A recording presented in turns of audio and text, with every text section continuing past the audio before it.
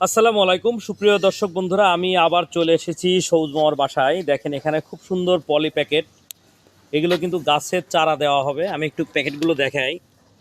দেখেন পলি প্যাকেট কিন্তু অনেকগুলো কোয়ালিটির হয়, এটা একেবারে খুবই ভালো কোয়ালিটির পলি প্যাকেট।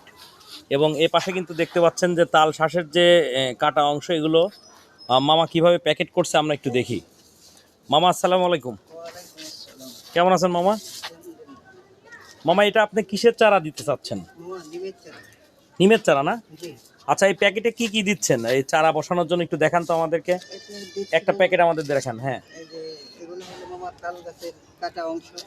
মামা, একটু জোরে বলবেন আমাদের দর্শক বন্ধুদের জন্য। তাল গাছের যে বর্জ্য ফেলানো হ্যাঁ, মালগুলো আমি এগুলো জমায় রাখি। মানে এই ঢাকাতে যে তাল বিক্রি করে, যে কাটা অংশগুলো আপনি নিয়ে এসে এভাবে পচিয়ে জি, জৈব সার তৈরি করছেন, জৈব রাইট? সার করতে। আচ্ছা, সেই জৈব সার দেখেন বন্ধুরা, মামা কতটা বুদ্ধিমান এবং বিচক্ষণ। এই যে পলি প্যাকেটের নিচে কিন্তু উনি দিচ্ছেন এবং তার উপর বালু দিচ্ছেন। বালুর সাথে তাহলে ছাই বালু, আছে, ছাই বালু মিক্স। ও আচ্ছা, দেখেন বন্ধুরা, সবুজ মামা আসলেই ট্যালেন্ট। সে বালুর সঙ্গে কি কি দিয়েছেন মামা?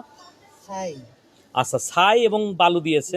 কিছু ইটের গুঁড়াও আছে। ইটের গুঁড়োও কিছু রয়েছে। তো এখানে ছাই দেওয়ার উদ্দেশ্য হলো, প্রথমত ছাই দিলে এর ভিতরে যে ক্ষতিকর পোকামাকড় এই জিনিসটা কিন্তু মারা যাবে, অর্থাৎ প্রাকৃতিক একটা কীটনাশক হিসেবে কিন্তু ছাই ব্যবহার করা হয়ে থাকে। আর এই তাল গাছের শ্বাস কিন্তু এখানে জৈব সার হিসেবে কাজ করবে, এবং বালি কিন্তু আপনারা জানেন যে ফিল্টার হিসেবে কাজ করবে, অর্থাৎ পানির যে স্বল্পতা এটা কিন্তু হবে না। কাজে এইভাবে কিন্তু আপনারা চারা বসাতে পারেন।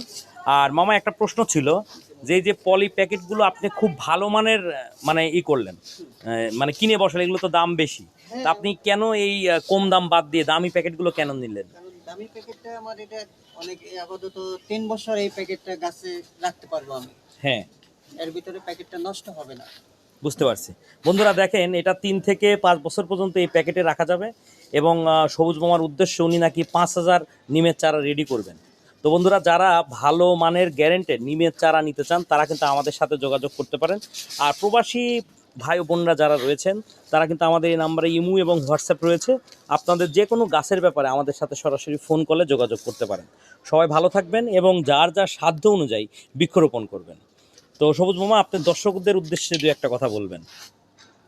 দর্শকদের উদ্দেশ্যে কি বলবো, যে এই যে পচা অংশগুলো আমি কাজে লাগাচ্ছি, এটাই দর্শকদের আকর্ষণ।